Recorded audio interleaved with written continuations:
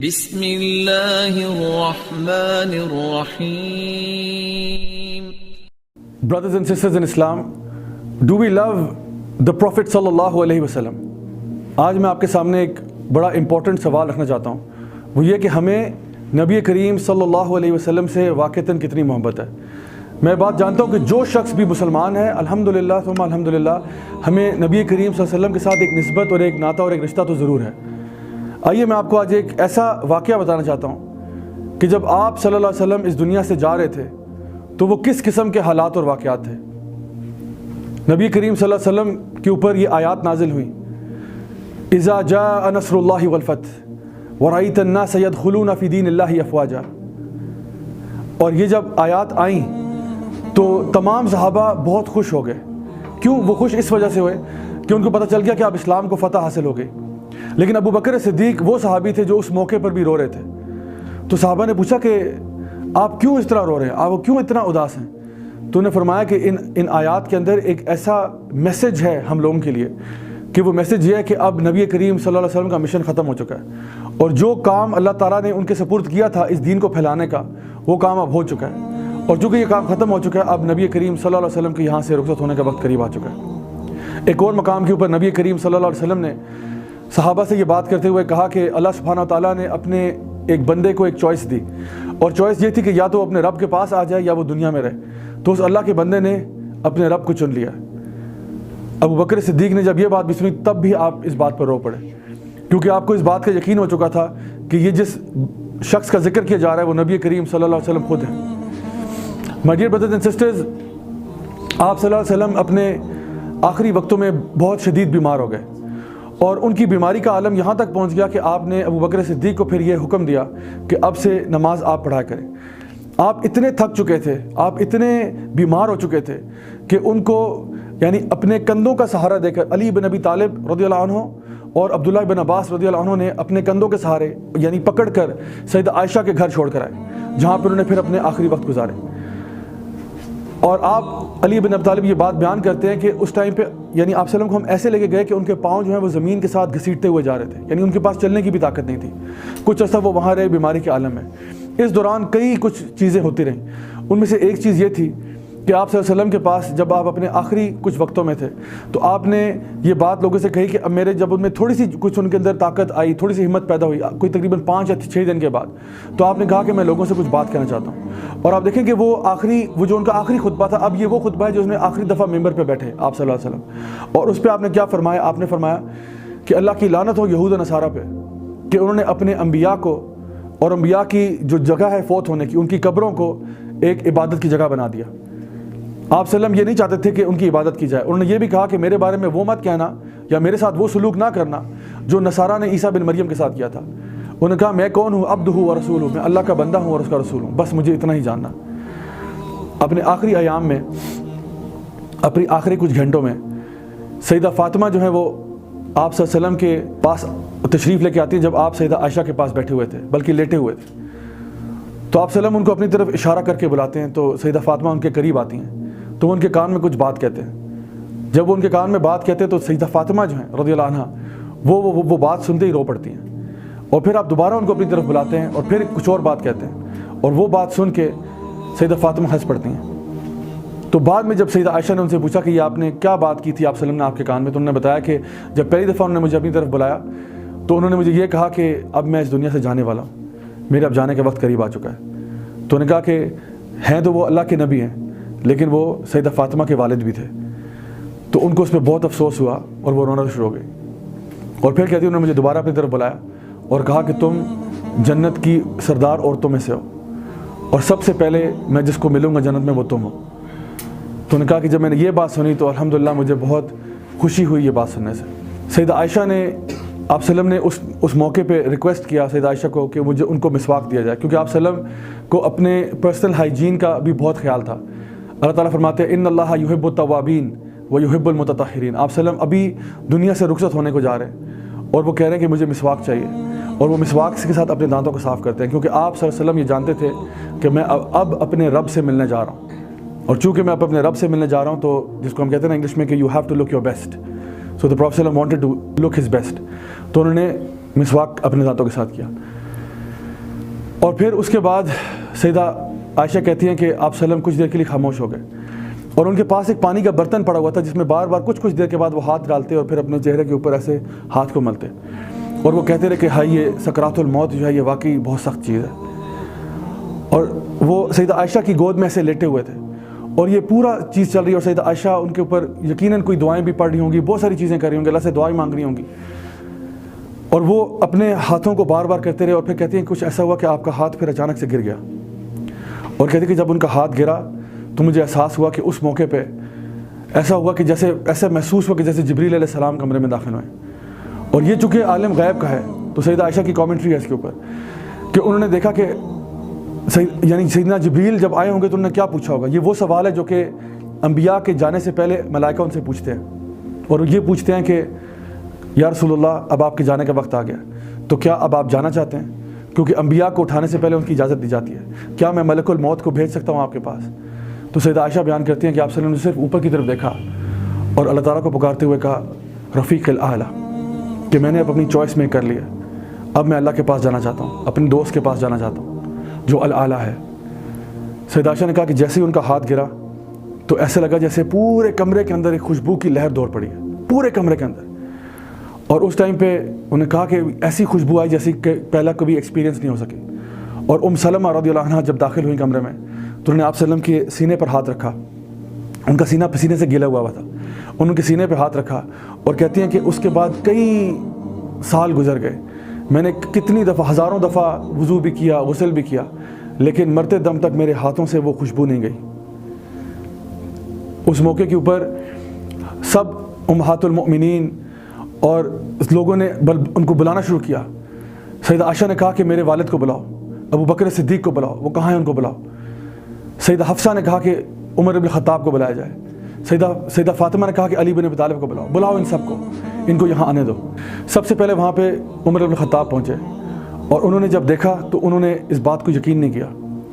ان کو جب بتایا گیا وہ مغیرہ بن شعبہ رضی اللہ عنہ کے ساتھ وہاں پہ داخل ہوئے اور اجازت لے کر داخل ہوئے، اور جب داخل ہوئے تو انہوں نے دیکھا تو انہوں نے کہا نہیں آپ صلی اللہ علیہ وسلم فوت نہیں ہوئے، یا آپ صلی اللہ علیہ وسلم بے ہوش ہیں. اور انہوں نے کہا کہ کیا ان کا بے ہوشی کا عالم ہے، دیکھو میرا پیارا نبی کیسے بے ہوش ہو گیا. اور وہ بس یہی بات ہے، وہ بلیو نہیں کر رہے تھے کہ یہ جو کچھ بھی ہوا ہے.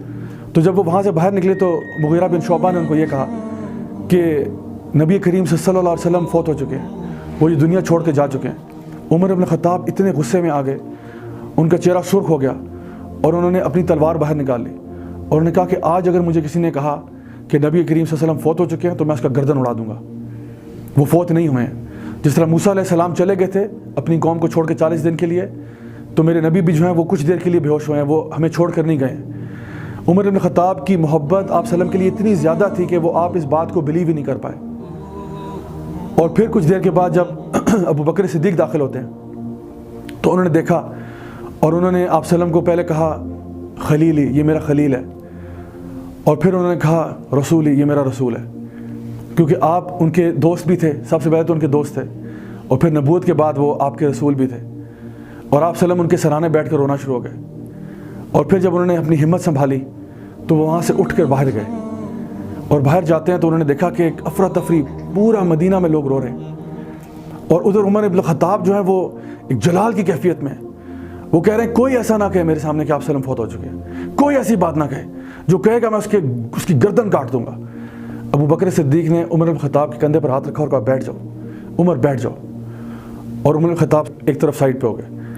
اور پھر ابو بکر صدیق نے وہ مشہور الفاظ بولے، انہوں نے کہا کہ اگر تم نبی کی عبادت کرتے تھے تو جان لو کہ نبی کریم صلی اللہ علیہ وسلم دنیا چھوڑ چکے ہیں، اور اگر تم اللہ کی عبادت کرتے تھے تو یاد کرو اللہ الحی ہے لا یموت، اللہ کو موت نہیں آتی، اللہ الحی بھی ہے، القیوم بھی ہے، ہمیشہ رہنے والا ہے. تو اس ٹائم پہ عمر بن خطاب کہتے ہیں کہ جب انہوں نے آیات تلاوت کی قرآن کی تو کہتے ہیں کہ مجھے لگا جیسے میرے ٹانگوں سے جان نکل گئی ہے.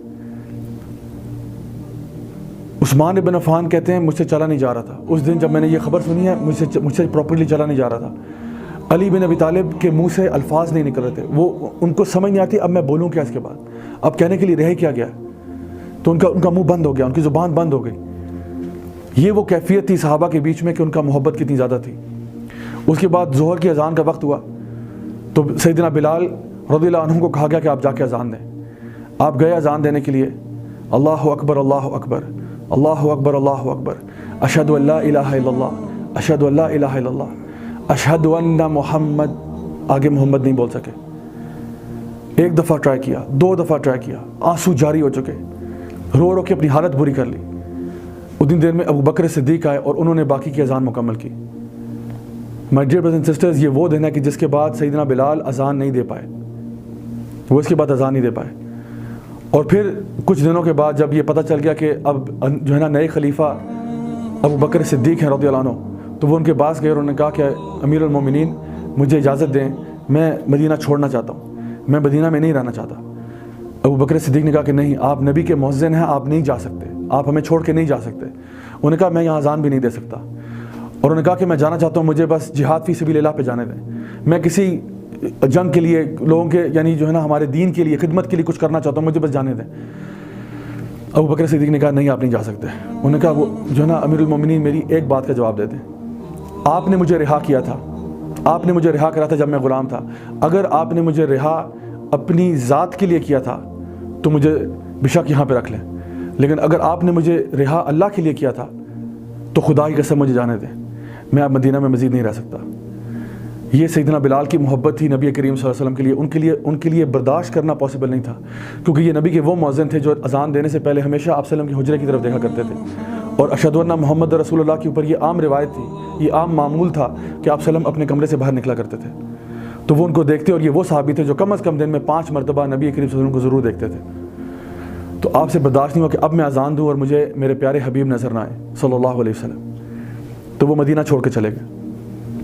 بعد میں جب عرصہ گزرنے کے بعد عمر بن الخطاب کی خلافت کا دور آیا, جیروسلم فتح ہوا, بیت المقدس حاصل ہو گیا, تو صحابہ نے ریکویسٹ کی جب بیت المقدس فتح ہو گیا. یہ اسلام کی 3 ہولی سائٹس ہیں, ایک مکہ ہے, ایک مدینہ ہے, یعنی آپ کی مسجد الحرام اور اس کے علاوہ مسجد نبوی اور مسجد الاقصیٰ.